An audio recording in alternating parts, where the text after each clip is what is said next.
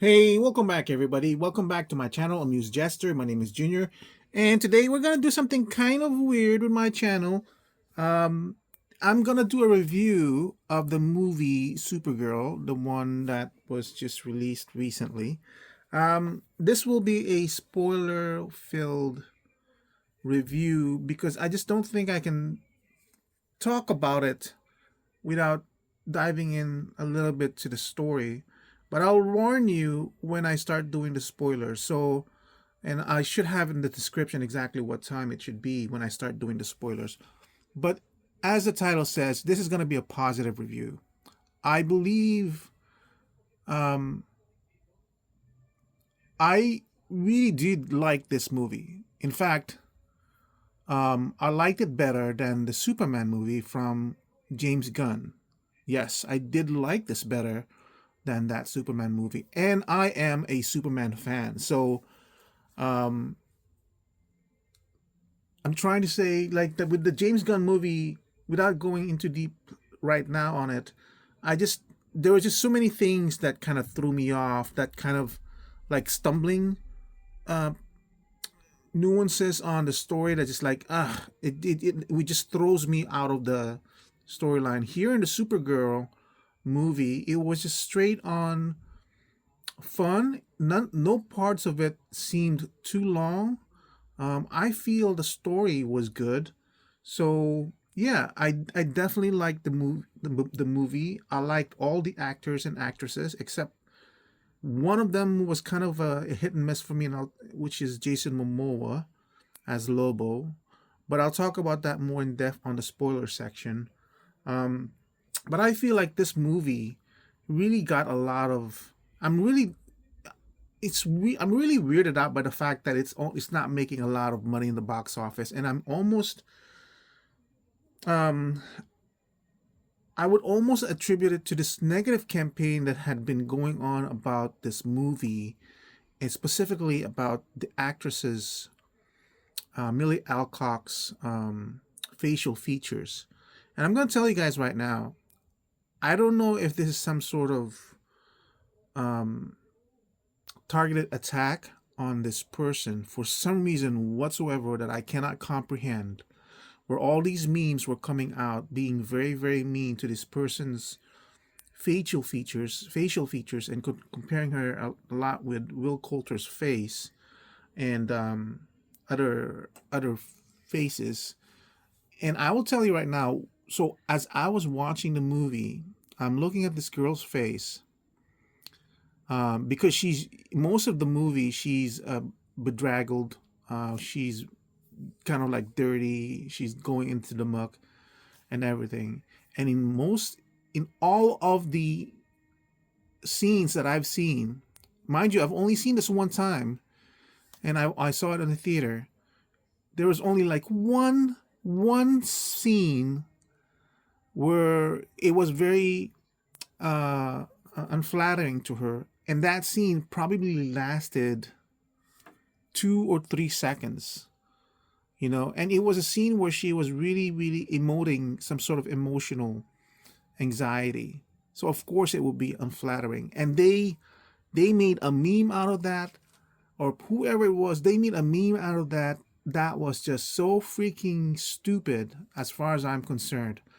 And I don't know if people just ended up becoming like sheep, where they gravitated towards that meanness, and they just formed their own opinion out of this movie without giving it a chance, without seeing it. Because I'm telling you guys right now, this movie was excellent. I think so. And the pacing was fine, the storyline was fine. There's nothing that I can complain of about this movie too much.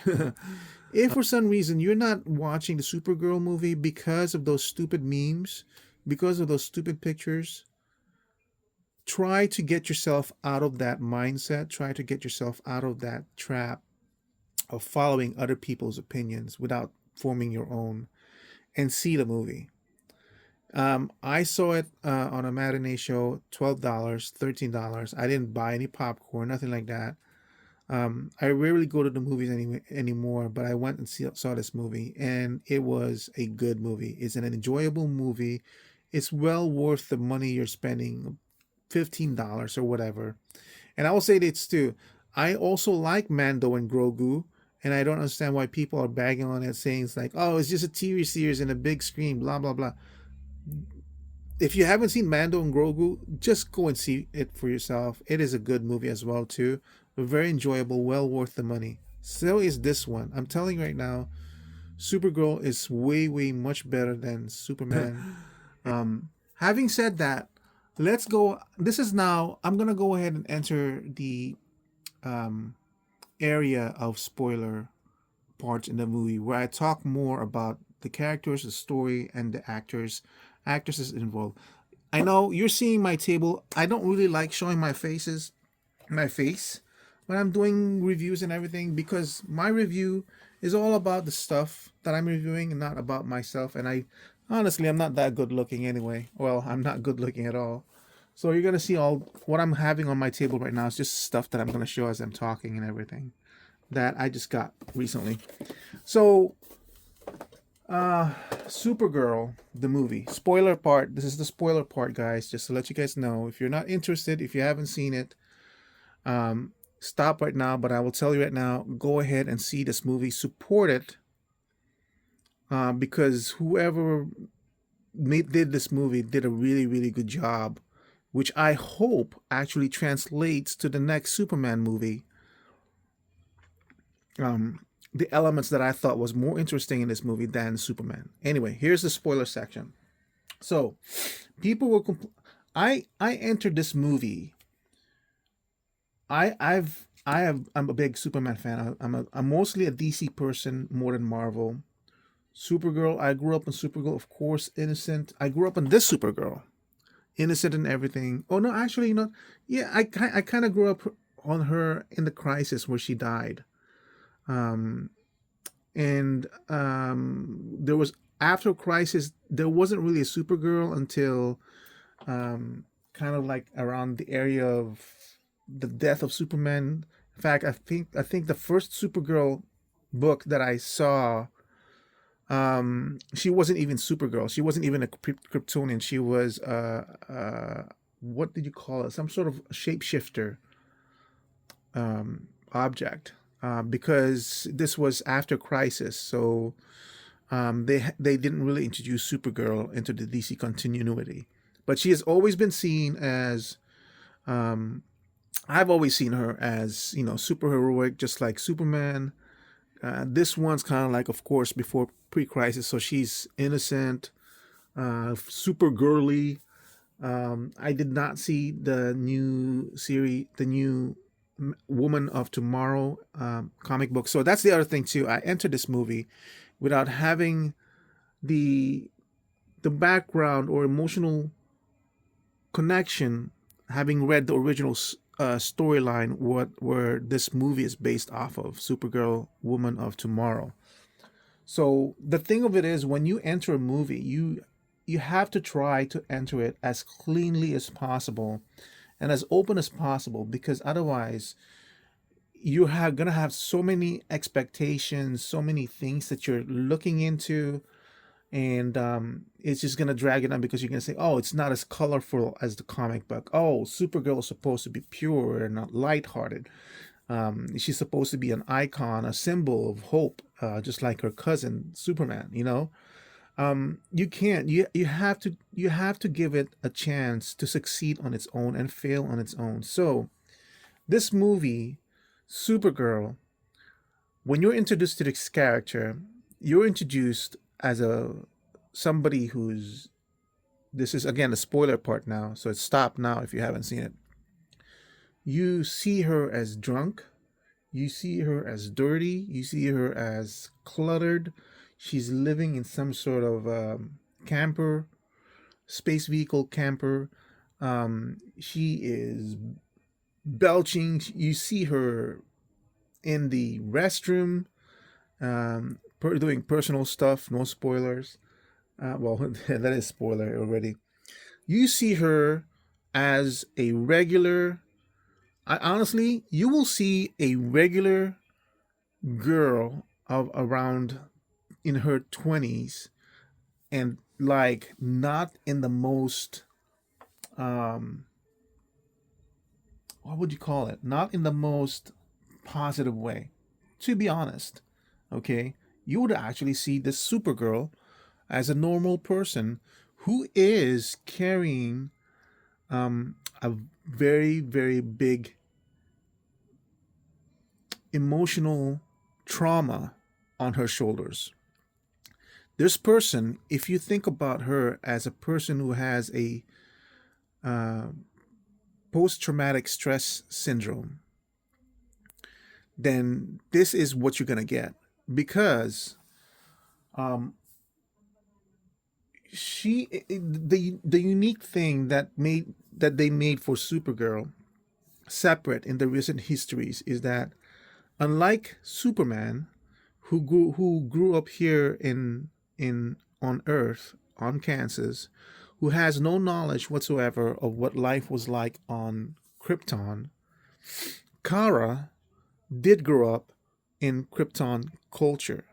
Now, in this movie, she was born, um, I think, a few months or a few years after Argo was separated from Krypton. Now, the scene where her father separates Argo from Krypton, I really like that. I really like the fact that um, that was finally shown. I've always wondered, how did Argo escape Krypton, and they discussed that in the movie. They discussed that it was him and Jor-El that was trying to warn the Science Council about Krypton's explosion.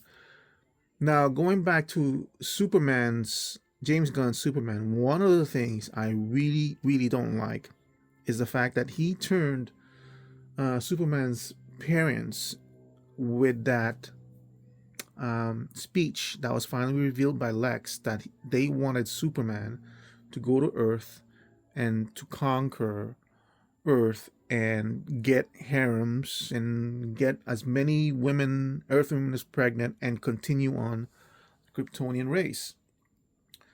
I didn't like that. I did not like that at all. And it's kind of interesting that in this movie, Zor-El mentions something similar to that context. But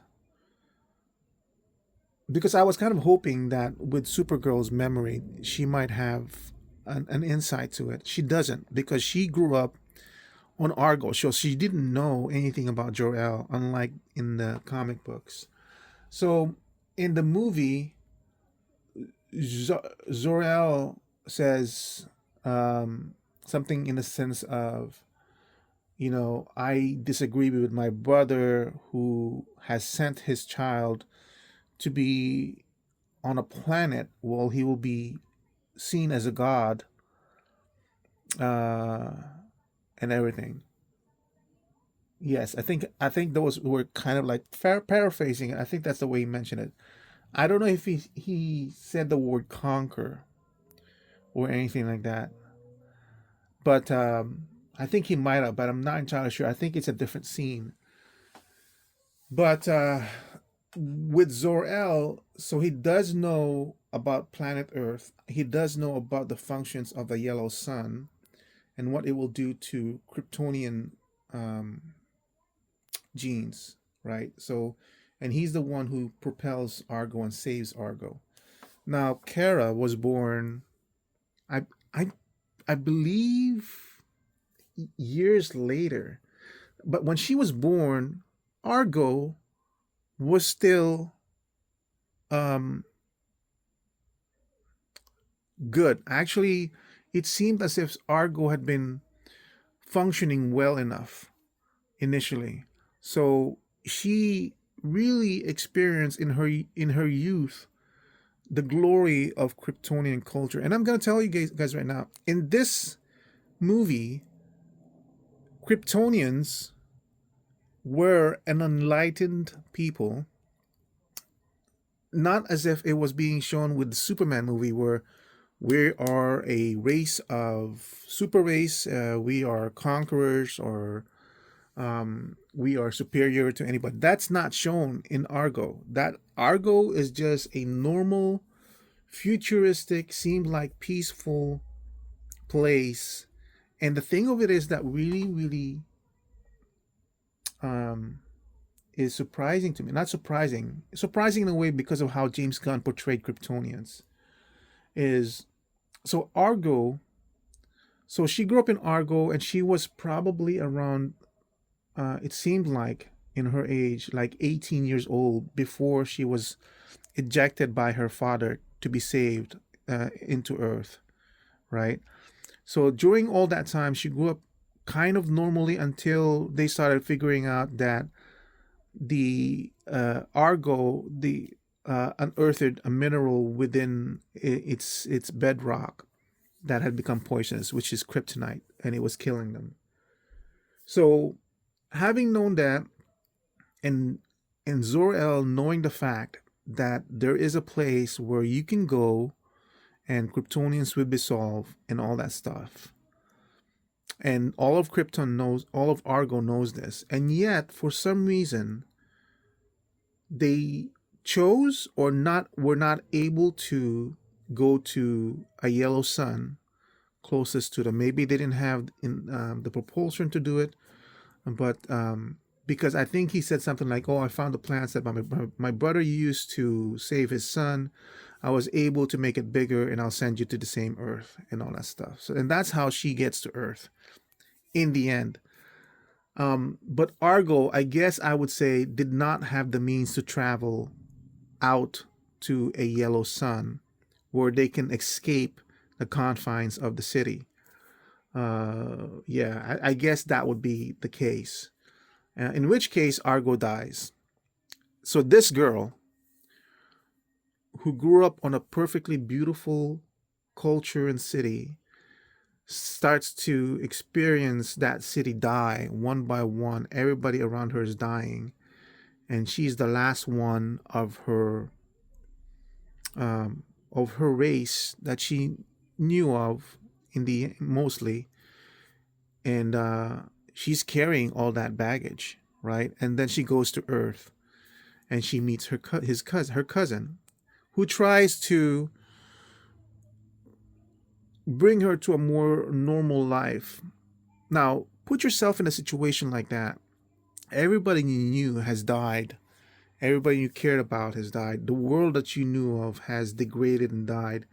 And you're sent to this world cousin, and he's doing his best to incorporate you into a new world, to a new society, into a new culture. And it's noisy, it's just dirty, it's smelly, it's not in, and in your mind you're saying, this is not Krypton, this is not Argo, this is not, I don't, it's, it is almost inevitable that you'll feel resentment, anger, um, survivor's guilt, all that stuff. And one of the things that you would probably do is basically try to, let's be honest, be depressed, maybe somehow commit suicide in a way. You know what I mean? And this is what she's basically doing when you are introduced to this character.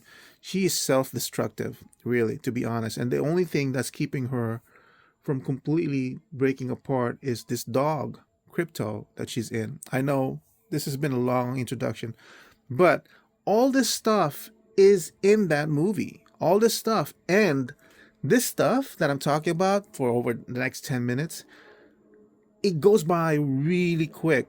If you are able to empathize with what's going on with this person, even though the scenes on Argo and all that stuff, that's all in flashbacks, and it's, and I when I the way I described it, it wasn't done in that sequence. It was, you basically see her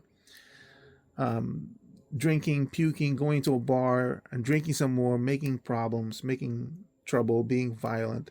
And then as she meets Nora, the girl, then she starts remembering all this stuff, right? So it's kind of like that's the way the sequence is working. But But if you put yourself in a mindset like that, you will understand why this girl, why this person is so self-destructive and is far, far, far, far from the Supergirl that you probably know of. So, story-wise, it's working well. And then you get introduced to Nora, which is on a similar bent of anger, retribution, vengeance than Supergirl, because her world was also destroyed by this one person. Except this one, with this girl, there is an actual evil villain that caused all her grief. With Supergirl, there isn't any. There's nowhere for her, no one for her to blame on what happened with her world, with her society, right? So so you get these two characters now binding together. Something happens to Crypto, all done by this villain, and the villain, main villain, this one I seemed kind of lacking for me. But now that I think about it, you really don't want to. You don't want to happen with Supergirl the same thing that happened with The Dark Knight Returns, where the villain, Heath Ledger's Joker, superseded the hero Batman. Because honestly, in that movie, The Dark Knight Returns, that's all the entirety of that movie. The success of it resides on Ledger's performance. In this movie, the villain is kind of like set in the background. He's the impetus that moves the whole story around. He's the one who triggers everything.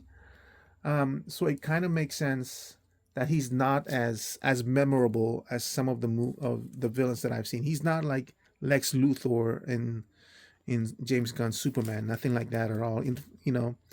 There are some things about him that I was like, man, this wimpy guy is her main thing.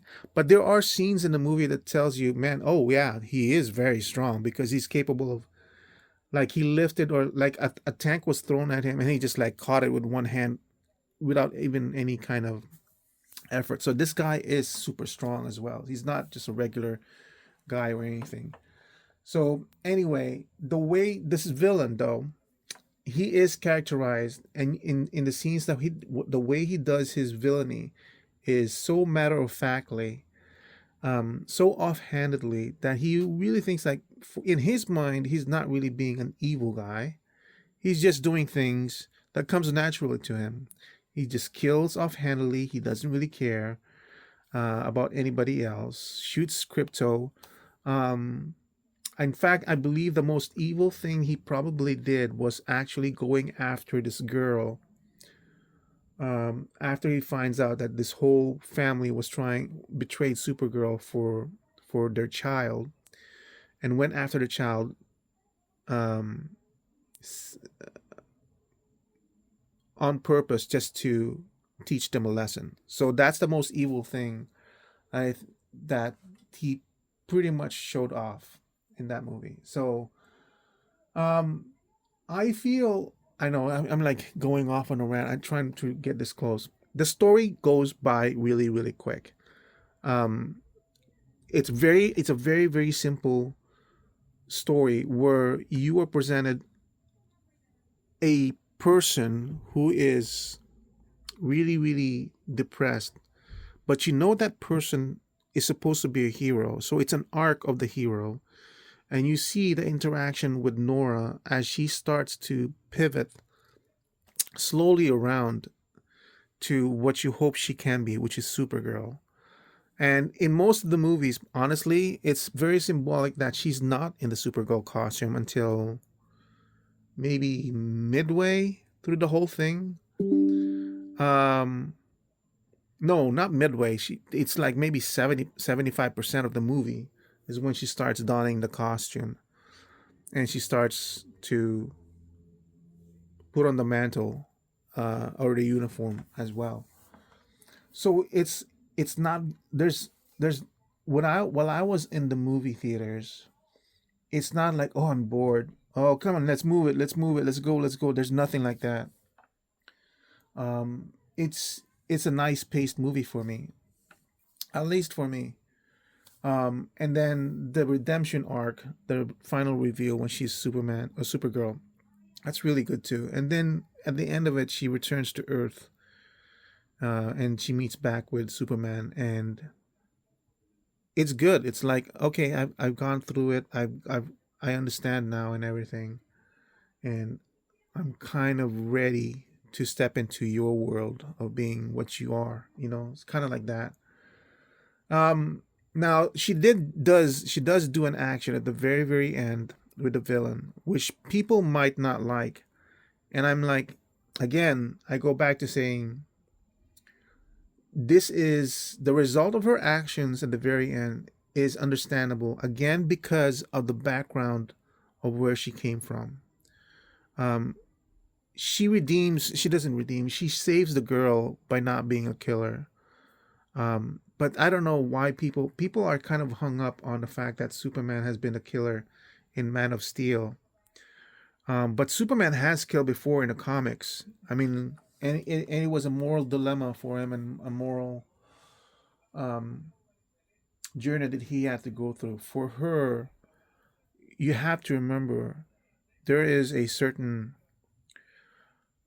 darkness in the Supergirl because of the trauma that she experienced in Argo.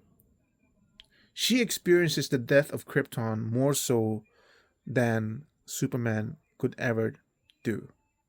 Okay, let's put it this way. She is basically the true survivor of Krypton rather than Superman. I know. As a Superman fan, I'm like, come on, why would you have to do that? But to be honest, even her introduction in the 1950s, you understand that. You understand the fact that this Supergirl, this 1950 Supergirl, lived in Krypton, knew what Krypton was all about, while Superman never really knew anything about Krypton whatsoever. Okay, he knows that he is the survivor of planet Krypton, but she survived it. She was in there. So that's that that two distinctions between these two people are kind of a good basis for the difference between the two and their actions in as a superhero, which I think is very very important, very very critical to their differences. So, and the fact that it was explored in this movie is very very good. In fact, I think and this is the reason, one of the reasons why I think this movie is much much better than James Gunn Superman, because with her, yes, we do get an origin story with her, unlike with Superman. And her origin story, I believe, is a very very good origin story. It was treated very very well, and it wasn't skipped. That's the other thing with the Superman movie that we got. There were so many things in that movie that was skipped and taken for granted and say, well, this is the way it is. You just gotta have to swallow it. There's nothing you can do about it because we're trying to, like, I understand they didn't do the Superman origin, okay, but there were so many things like Lex Luthor. How did he clone? How was he able to clone Superman? How was he able to do that? Where did he get the technology to clone Superman? He was that smart that not only did he know about cloning, he's able to clone an alien DNA, but we're supposed to accept that. And how was he so smart that he's able to create these preset combat movements? And how would he able to do that if Superman can move in super speed? You know what I mean? There's so many things in Gun Superman that was just throwing me off. And then James Olsen. Look, the acting in all in the movies are good, but the James Olsen character's ability to be able to attract everybody is not explained. It's like only a given. It's like even Lois Lane was saying, it's like, wait, this girl is attracted to you? Like every hot girl in that movie was attracted to James Olsen. There's always a scene was like, oh look, this is James Olsen. Let's blah blah blah. It's like, why? I mean, the thing of it is though, is like in the comics, in Superman, James Olsen would have these weird, strange powers because of some freak accident. He became a giant turtle. He became, I don't know, super heroic. He became Elastic Lad or something like that. So it's possible to have this, but it's not never explained, not even by a byline or anything like that. And that always kind of like jogged me out of the enjoying the movie. There's nothing like that with Supergirl. So, um, it's getting too long. So I'll say this: with Jason Momoa,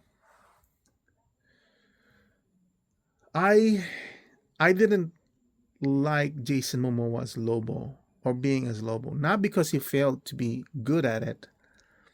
And to be honest, if Jason Momoa's first character in DC had been Lobo, I think much I would have been able to accept it much better because he really did a good job as Lobo. But the thing of it is, his performance as Lobo and Aquaman is absolutely the same thing. There's absolutely no difference between the two.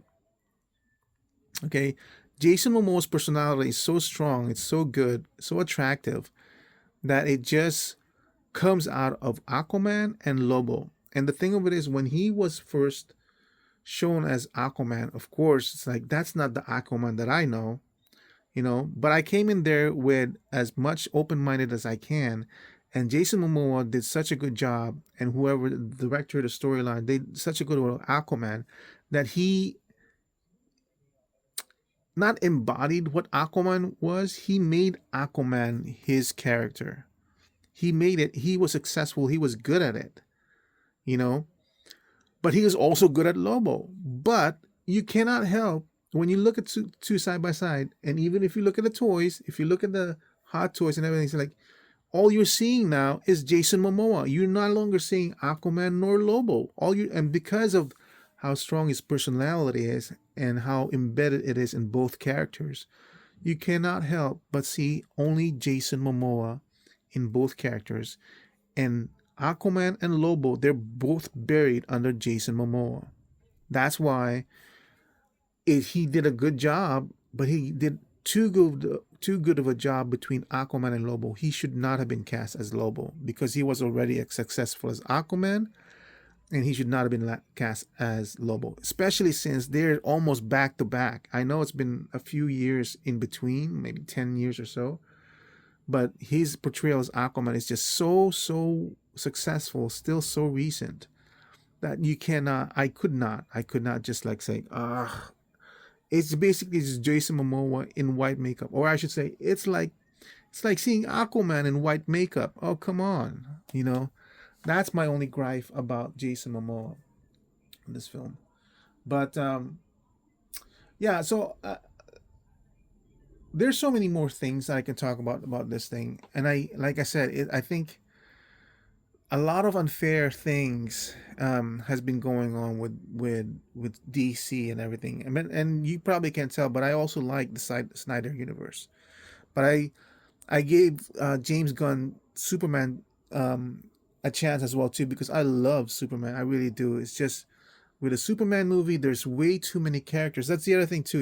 In this movie, there's only Jason Momoa or Lobo, Supergirl, Crypto, and then the girl. In fact, in this movie, Crypto was done much better than in the Superman movie. Really, this one the interaction between Supergirl and Crypto was much more natural than it is between Superman and Crypto, which is understandable because Supergirl is really Crypto's mistress, rather than Superman, which is another thing that throws me off because technically, Crypto is Superman's pet, and Streaky is Wonder Woman's, the cat. Super Streaky, the cat, is supposed to be Supergirl's. I understand. Like I said, I can adjust and adapt and everything, so that's fine. But what else can I say? Yeah, so what I'm trying to say with this review is this. If for some reason you're not looking at the movie, if for some reason you're not seeing the movie, I should probably put this in front of the review. So I'll say it now and I'll paste it into the other one. If for some reason you're not watching the Supergirl movie because of those stupid memes, because of those stupid pictures, try to get yourself out of that mindset. Try to get yourself out of that trap of following other people's opinions without forming your own, and see the movie. I saw it on a matinee show, $12, $13. I didn't buy any popcorn, nothing like that. I rarely go to the movies anymore, but I went and saw this movie, and it was a good movie. It's an enjoyable movie. It's well worth the money you're spending, $15 or whatever. And I will say this too. I also like Mando and Grogu, And I don't understand why people are bagging on it, saying it's like, oh, it's just a TV series and a big screen, blah blah blah. If you haven't seen Mando and Grogu, just go and see it for yourself. It is a good movie as well too, very enjoyable, well worth the money. So is this one. I'm telling you right now, Supergirl is way way much better than Superman, and I really hope that um, it influences the new movie for Superman, so that it does not, so it's much better than the first one. And I don't know. I'm just sad that it's not doing as well. There's no way my review can change any of the impact about this movie. But it deserves to be watched. And yeah, shame on the people who's actually. I don't know why they're doing it. I don't know why they're so mean like that. It's like guys, it's not. I guess it's in fashion to be mean to people and just jump on the bandwagon, but it's like, you know, please form your own opinion. Just watch it and see for yourself, I'm not asking you to watch it over and over. It's only $12, you know. Anyway, uh maybe I'm not sophisticated enough. Maybe I'm just like not asking so much or anything, but like I think it was good.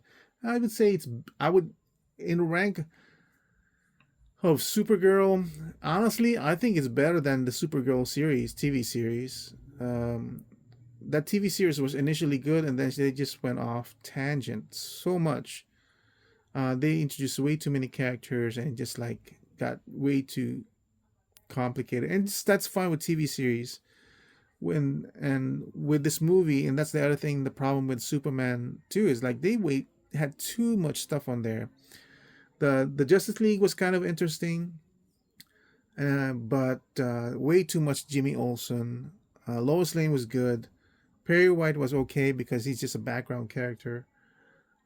Crypto was irritating in that movie than anything else.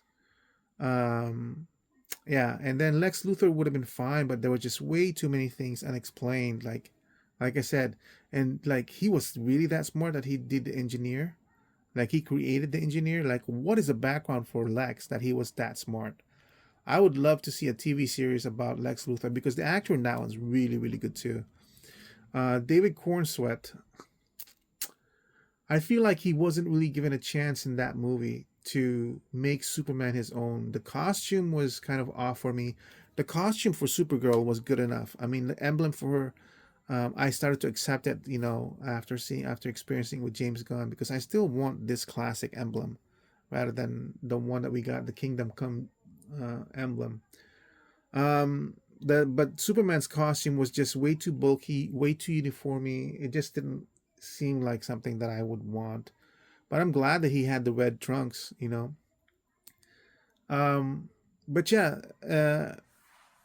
that's the only thing. I love the. I mean, I'm really hopeful for the next Superman movie. I really hope, and I don't know why. Like I said, that there seems to be a campaign to destroy Millie Alcock as Supergirl. I hope that she gets um, more chances to portray Supergirl. And I am amazed at this actress's journey. Like, I didn't realize Game of Thrones was probably her most major break into TV series. I didn't realize that after that TV series, she tried to go back to a normal waitressing job at a bakery because she thought she wasn't gonna make another movie. I really thought that she was like a professional pro, like she's had something going on. Because in this movie, I tell you guys what, she is very, very good. She's a very good actress. Like she can play the ditzy blonde, she can play the drunk girl, she can play the mean, the stress, the basic adolescent, rebelling type, and then she can play a heroic type. She's a really really good actress. Everybody in this movie really, I mean, except for the villain because he's like kind of like background villain. Like even the Nora girl, she was really good in this one. Like I said, Jason Momoa, I don't really have anything against him. It's just like he was just way too good at both characters of Aquaman and Lobo. So It should have been just one. It's either Aquaman or Lobo. And I know he just wants to be, he just wants that movie. He just wants to be in a movie and all that stuff and to a new, but he doesn't. He should not have been Lobo. And he did such a good job with Aquaman. He should have just let it go and say, you know what, I had my run with Aquaman. I did such a good job. I don't need to be in your DC. And like, if you're gonna be in DC, don't be like so right there as Lobo, because put a costume on, put a mask on, put a something that just separates you as from being Jason Momoa. But it was just way too close. Anyway, that's it for my review of Supergirl the movie. Again, if you have the chance to see it, I would highly recommend watching this movie. It's very enjoyable. There wasn't really any kind of dead time watching it, and it is going to be worth your while to watch it. And I hope it continues on. I'm still very, very hopeful for James Gunn's DC, in his direction. I still think he's in the right direction, even though I didn't like Superman a lot, and I was kind of disappointed by it. But like I said, I'm trying to. I love DC. I love Superman, and any iteration to bring it to the movies, to the TV shows, I will fully support, because their stories. Look, I read comic books, and in comic books, you're always gonna have a lot of different authors, a lot of different artists, and you are supposed to enter each comic book with a fresh new set of eyes and be accepting for what it is. Even if, like, for example, like this artwork, which I'm not really a big fan of, but I was like, it's Superboy. Yeah, I'll check it out and everything. So, anyway, just check it out for yourselves. And just go in there as free of baggage of what the internet is throwing at you and all that stuff, and decide. Anyway, thanks for watching this review. I know it's been lengthy. I wanted to keep it down to like 20 minutes. And I know it's a lot of spoiler stuff, but I feel like it deserves it. I mean, honestly, this movie deserves more support, because it's a really, really good movie. Thank you for watching. I hope to see you guys in my next review. Bye.